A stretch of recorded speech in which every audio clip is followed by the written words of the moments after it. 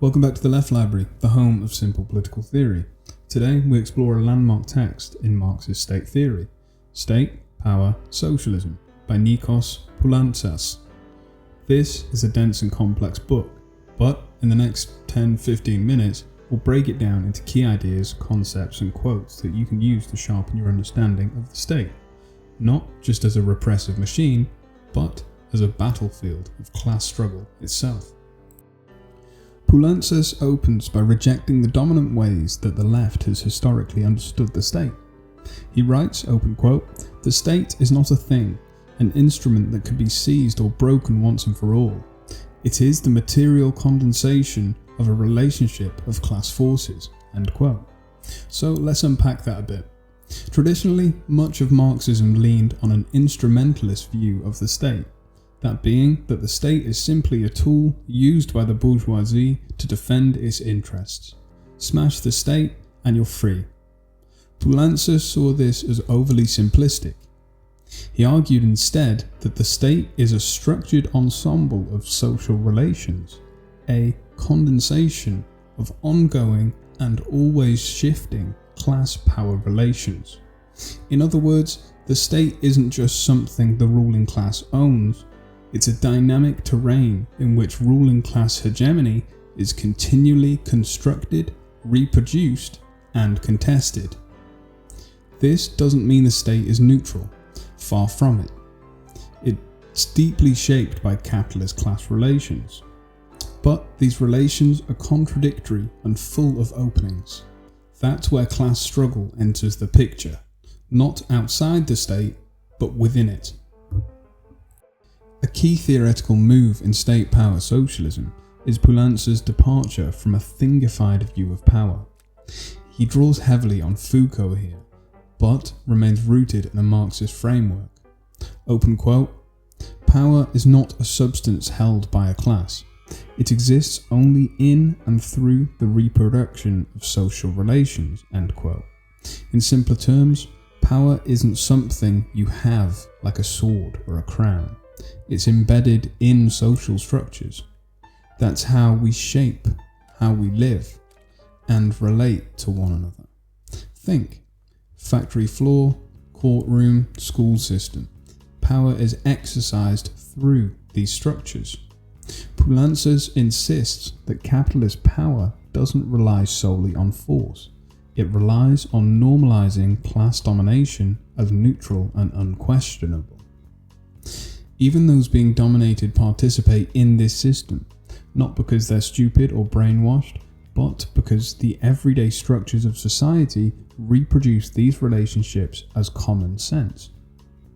Here, he deepens Gramsci's idea of hegemony, noting that the ruling class doesn't need to win every battle. It just needs to embed its worldview in laws, norms, and institutions. That means power doesn't just reside at the top, with elites or billionaires. It's exercised through a whole network of relations, through ideological practices, bureaucratic norms, and even spatial arrangements of cities and housing. Rather than viewing the state as monolithic, Poulantzas sees it as a strategic field, a structured but contradictory arena where class forces are constantly struggling for position. He writes, open quote, "The state is shot through with contradictions. It does not constitute a closed structure. It is a strategic field," end quote. This is crucial. The state is not just the instrument of the bourgeoisie. It is also the terrain where working class movements can contest hegemony. But this is no easy task. The state is structured in ways that reproduce capitalist domination. For example, think about how laws are written in highly technical language, courts are inaccessible to ordinary people, or how bureaucracies impose endless delays. These are what Poulantzas calls, open quote, "the material supports of class power," end quote. They're the features of the state that maintain capitalist control without direct repression. At the same time, contradictions do emerge. Different fractions of the bourgeoisie may clash, say, industrial capital versus finance capital, or there may be pressure from below by trade unions or social movements. These tensions give openings for the left, but only if it develops a coherent political strategy. Writing in the context of the late 1970s Europe, Poulantzas observed what he called a disturbing shift in the form of the capitalist state, a drift towards authoritarian statism. Open quote, "Authoritarian statism does not signify the abolition of parliamentarianism and liberties, but their growing formal existence and actual decline." End quote. He saw this in the increasing use of executive powers, the expansion of policing and surveillance, and the rise of technocratic rule, which is the rule of experts, all of which were happening within democratic institutions. This form of state retains the shell of democracy, elections, constitutions, parliaments, but empties them of substance. Decisions are made behind closed doors, economic planning is handed to unelected bodies, and crisis becomes the new normal to justify emergency powers. Importantly, Poulantzas argued this wasn't fascism. It was a distinctively new form suited to late capitalism, where consent was weakening, but repression could not fully replace it. We see echoes of this today in the European Central Bank's control over national economies, in the rise of those emergency laws post 9/11 and COVID-19, and in corporate influence over public policy. For Poulantzas, this centralization of power was a response to capitalism's crisis of legitimacy. One of the most hotly debated claims Poulantzas makes is his critique of the smash the state model of revolution. Open quote, "The capitalist state cannot be smashed in a single blow. It must be transformed through a long process of struggle." End quote.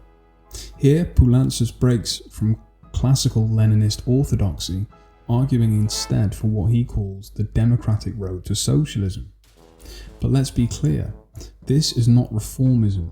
He's not advocating for electoral gradualism or peaceful coexistence with capital. What he proposes is a dual strategy.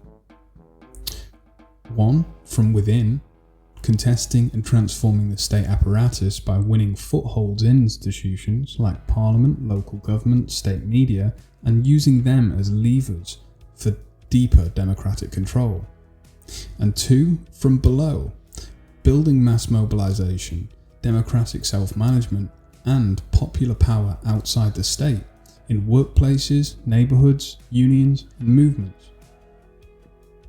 This approach requires creating counter-hegemonic institutions that don't simply replace the state, but challenge its logic.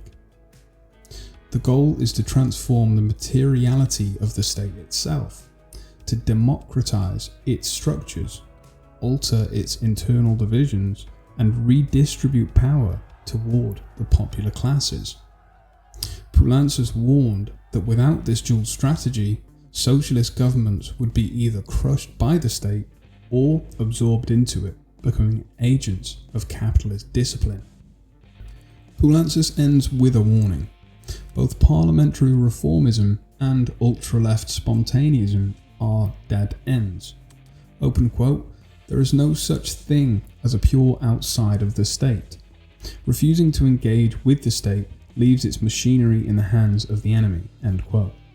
For him, the left's challenge is strategic, not moral. The question isn't whether to engage the state, but how to do so without being captured by it. Reformism believes the state can be changed through good policy and better politicians, but ignores the structural logic of capitalist reproduction. Spontaneism, on the other hand, dreams of revolutionary rupture from outside the state, but often leaves real power untouched and opens the way for reactionary forces to regain control. Poulantzas calls instead for a relational and strategic approach, one that builds socialist hegemony across society, intervenes in state apparatuses, and prepares for ruptures while avoiding vanguardist or passive models. So why does state power and socialism still matter today? Because Poulantzas gives us a way to understand the capitalist state as both an obstacle and a terrain, a site that we must contest. With the global rise of authoritarianism, the hollowing of democratic institutions, and the climate crisis, the left needs more than slogans. We need strategy. And, as Poulantzas reminds us, open quote, the state is not simply the place of domination. It is also the place of class struggle, contradictions, and transformation. Thank you for watching today. We've been the Left Library, where we make political theory simple. If you've found this helpful, please do like, subscribe, and support us to keep revolutionary education free and accessible. And we'll see you next time.